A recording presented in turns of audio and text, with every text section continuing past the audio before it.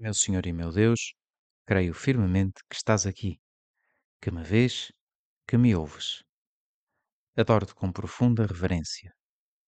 Peço-te perdão dos meus pecados e graça para fazer com fruto este tempo de oração. Minha Mãe Imaculada, São José, meu Pai e Senhor, anjo da minha guarda, intercedei por mim. Conta-nos São Marcos, no Evangelho de hoje, aquele momento em que Jesus entrou na sinagoga num dia de sábado. Bom, Jesus entrou muitas vezes na sinagoga ao dia de sábado, costumava fazê-lo. Era o dia de descanso para o judeu, o dia em que se devia agradecer a Deus toda a obra da criação, o dia em que se devia agradecer a Deus o dom da vida. E Jesus, na sinagoga, explicava as Escrituras àqueles que estavam presentes com uma autoridade que por todos era reconhecida. Não só explicava as Escrituras, como em algumas ocasiões fazia milagres. E bem sabemos que isto provocava a inveja de muitos que estavam ali presentes. Assim aconteceu nesta ocasião. Os fariseus observavam Jesus para verem se ia curar ou não um homem que ali estava naquela sinagoga com uma mão atrofiada. O objetivo dos fariseus não era verem se Jesus, de que maneira que Jesus curava, para ver se conseguiam aprender. Não, não. Diz São Marcos expressamente, era para poder acusá-lo. Jesus disse àquele homem que tinha a mão atrofiada: Levanta-te e vem aqui para o meio. E depois perguntou àqueles que estavam presentes: Será permitido ao sábado fazer bem ou fazer mal, salvar a vida ou tirá-la? Mas eles ficaram calados. Impressiona este silêncio destes homens que estavam cegos, não se davam conta de qual era o sentido do sábado, um dia que devia ser dedicado a Deus, em que eles deviam reconhecer nas outras pessoas essa imagem de Deus. Devia ser para eles um motivo de grande alegria que Jesus fizesse ali aquele milagre. Mas ficaram calados. E Jesus entristeceu-se, olhando-os com indignação e entristecido com a dureza dos seus corações, disse ao homem: Estenda a mão. Estava algo a acontecer. Nós imaginamos os fariseus, entre eles, a darem uma cotovelada um ao outro para chamar a atenção. Olha, olha, lá vai ele, vais ver que ele vai fazer um milagre. Até lhes devia dar dor de cotovelo, de tantas cotoveladas que davam um ao outro. Pois à sua dor de cotovelo, Jesus responde, curando a mão daquele homem. Disse àquele homem para estender a mão, ele estendeu-a e a mão ficou curada. Tão simples quanto isso. O milagre não demorou muito, foi muito rápido. Bastou estender aquela mão e ela ficou imediatamente curada. Aquele homem ficou exultante. Isto já não nos diz São Marcos, mas imaginamos nós, como é óbvio. Ficou alegre, felicíssimo, todas as pessoas estariam contentes, menos os fariseus, que saíram dali e foram reunir-se com o grupo dos herodianos para saberem como é que haviam de acabar com Jesus. Tinham uma doença dentro deles, estes homens, incapazes de se alegrar com o bem do outro. Eram invejosos. Se eles quisessem, se deixassem, Jesus também os poderia curar dessa dor de cotovelo, da sua inveja, mas não deixavam. E nós, Jesus, nestes minutos de oração, queremos pedir-te que isto não aconteça conosco, porque nós não somos melhores que os outros e a inveja é algo que está sempre à porta e que nos pode mesmo atacar. É algo terrível. O Catecismo da Igreja Católica diz que a inveja é um vício capital. Designa a tristeza que se sente diante do bem do outro e o desejo imoderado da sua apropriação, mesmo indevida. Quando deseja um grave mal ao próximo, é um pecado mortal.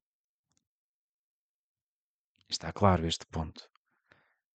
Um invejoso é aquele que fica triste quando outra pessoa tem um determinado bem, ou aquela pessoa que deseja mesmo esse bem, ficar com ele, mesmo que isso não lhe seja devido.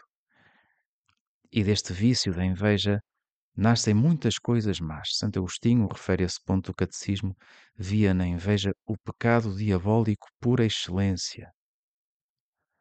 Daí sai muita coisa, sai o ódio, sai o maldizer, a calúnia, a alegria pela desgraça do outro. E nós poderíamos pensar, talvez possas pensar, ó Senhor Padre, não é preciso exagerar, não é para tanto. Bom, basta lembrar-nos que o primeiro homicídio da história foi consequência de uma inveja. Assim o diz o livro do Gênesis, fala dessa oferta que, que fez Abel e Caim no princípio, né, que fizeram a Deus. A oferta de Abel, irmão de Caim, agradou mais a Deus porque ofereceu o melhor que tinha e Caim ficou com inveja. E até relata o livro de Gênesis aquele diálogo de Deus que vai ter com Caim e ele diz: Porquê é que tu estás enfurecido? Porquê é que andas de cabeça baixa? E avisou o Deus: Cuidado, que o pecado está aí, está junto de ti, está junto à porta, como uma fera que está espreita. Tem cuidado, não te deixes levar por isso, por esses sentimentos. Mas o Caim não resistiu, não lutou contra essa tentação e acabou mesmo por matar o seu irmão. Senhor, que nós não sejamos pessoas invejosas. Ajuda-me a alegrar-me com o bem do outro, a ficar contente com os milagres que outros fazem, poderíamos dizer.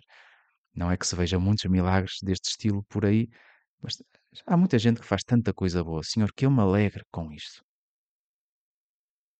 No livro do Dom Quixote, já o dizia assim o Quixote ao Sancho Panza, dizia, ó inveja, raiz de males infinitos e caruncho das virtudes.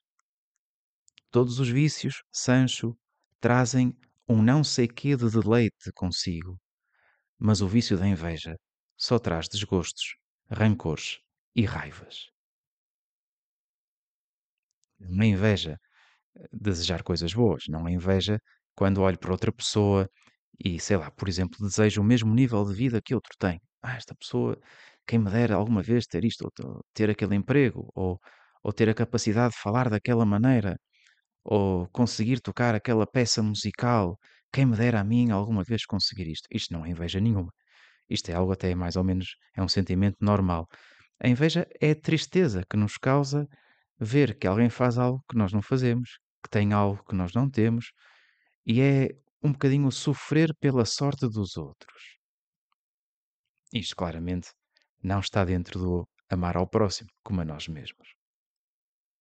Até às vezes, se nos deixarmos vencer por este sentimento de inveja em coisas pequeninas à nossa volta, começamos a pensar que as outras pessoas não têm direito a algumas coisas que deveriam ser para nós. É como aquela história que se conta daquele monge que viajava montado no seu cavalo e chegou junto dele um homem que passava pela estrada, que ia a pé, já cansado, e ficou cheio de inveja ao ver aquele monge andar em cima de um cavalo. O monge, muito simpático, parou e meteu um bocadinho de conversa com o homem, desmontou do cavalo, e este homem disse-lhe tudo aquilo que lhe ia no coração. Olha, tu tens muita sorte por ter um cavalo. Se eu tivesse dedicado a minha vida à oração, às tantas agora também estaria a andar a cavalo e não estava a andar a pé. E o monge perguntou-lhe, mas tu achas que poderias ser assim um homem de oração, dedicar o dia a isso? E o outro que ali estava respondeu com um bocado de troça, porque é que estás a perguntar isso? Isso é uma coisa super fácil. Rezar Pai Nossos, rezar Ave Marias, isso é uma coisa facílima. Então vamos fazer uma aposta. Se tu fores capaz de dizer um Pai Nosso sem nenhuma interrupção, eu dou-te o meu cavalo. O outro homem ficou todo contente. Que maravilha, isso é muito fácil. Então toma lá. Fechou os olhos, juntou as suas mãos e começou a recitar o Pai Nosso. Pai Nosso, que estais nos céus, santificado seja o vosso nome. Venha a nós o vosso reino. Olha lá, o cavalo vem com a sela e vem com o estribo e com as correias ou é só o cavalo? Deu-se conta imediatamente que tinha perdido a aposta. Mas já era tarde. Distraiu-se no meio do Pai Nosso, não conseguiu levar aquela oração até ao fim. Afinal, aquilo que o outro fazia não era assim tão fácil. Também quantas vezes nós nos comparamos com os outros e pensamos que fazemos melhor que os outros, que no seu lugar faríamos melhor. que a nossa vida é mais difícil. Ó Senhor, afasta de mim qualquer tipo de inveja, por mais pequenina que ela seja. Como é que se luta contra a inveja? Diz-nos o Catecismo. Opondo-lhe a benevolência. Senhor, ajuda-me a querer o bem das outras pessoas. Alegrai-vos com os progressos do vosso irmão, e assim será por vós que Deus é glorificado.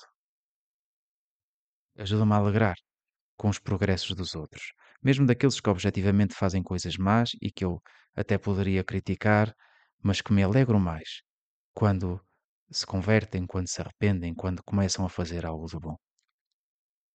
Nossa Senhora, minha mãe, ajuda-me a imitar-te, ajuda-me a ser humilde, a desejar primeiro o bem dos outros do que o meu próprio bem.